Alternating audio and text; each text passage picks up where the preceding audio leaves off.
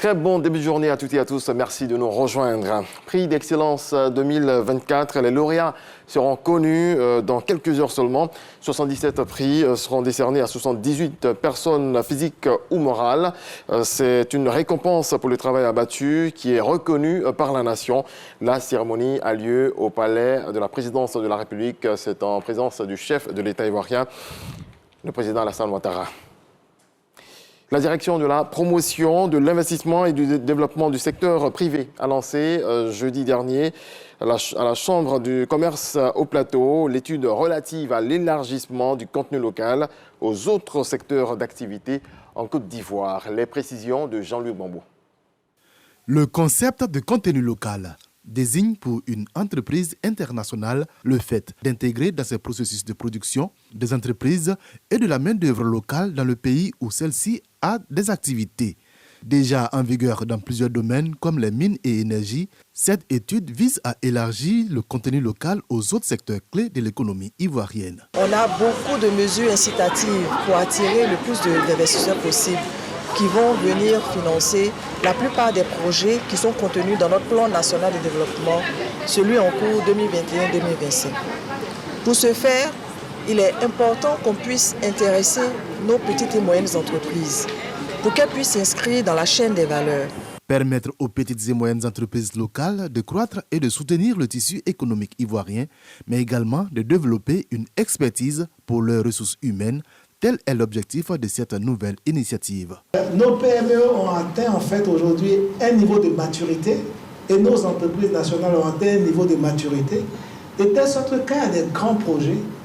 Quelle est la part qui revient aux entreprises nationales tout en respectant bien sûr les règles de passation des marchés, etc. et tout ça en respectant nos engagements internationaux. L'étude présentée par le directeur du CIRES durera 4 mois. Elle vise à faire des recommandations adéquates à l'État ainsi qu'à établir un plan détaillé par secteur d'activité clé en vue d'une mise en œuvre élargie du contenu local. Dans le reste de l'actualité, le Mali a rompu hier ses relations diplomatiques avec l'Ukraine, accusant Kiev d'être impliqué dans une lourde défaite de l'armée malienne et du groupe Wagner fin juillet dans des bombardements ou alors des combats contre séparatistes et djihadistes à Tinzaouaten. Cette décision survient au lendemain de la convocation de l'ambassadeur de l'Ukraine à Dakar par le ministère sénégalais des Affaires étrangères. Le représentant de Kiev avait relayé sur ses réseaux sociaux une vidéo de soutien à l'attaque terroriste perpétrée au nord du Mali, selon la diplomatie sénégalaise. Après 3 jours de mobilisation contre la vie chère et des manifestations ayant fait 13 morts, le président Tinubu s'est adressé aux Nigérians hier dimanche. Le chef de l'État dit les avoir entendus, mais leur demande de mettre fin aux effusions de sang. Des milliers de personnes avaient manifesté jeudi et vendredi contre la mauvaise gouvernance et la hausse du coût de la vie au Nigeria, qui traverse une grave crise économique à la suite de réformes mises en place par le président Tinubu.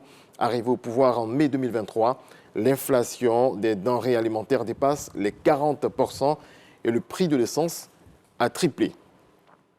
Et puis on termine au Royaume-Uni. La police locale est intervenue après que 2 hôtels hébergeant des demandeurs d'asile ont été pris pour cible hier en Angleterre. Le Premier ministre Keir Starmer a promis que les casseurs anti-migrants et anti-musulmans regretteraient leur acte. Ces émeutes ont commencé après que 3 fillettes ont été tuées dans une attaque au couteau lundi dernier. Un drame qui a donné lieu à de multiples rumeurs et à de la désinformation sur les réseaux sociaux sur la religion et l'origine de l'agresseur présumé. Merci à vous tous de votre attention. L'actualité revient à 13h.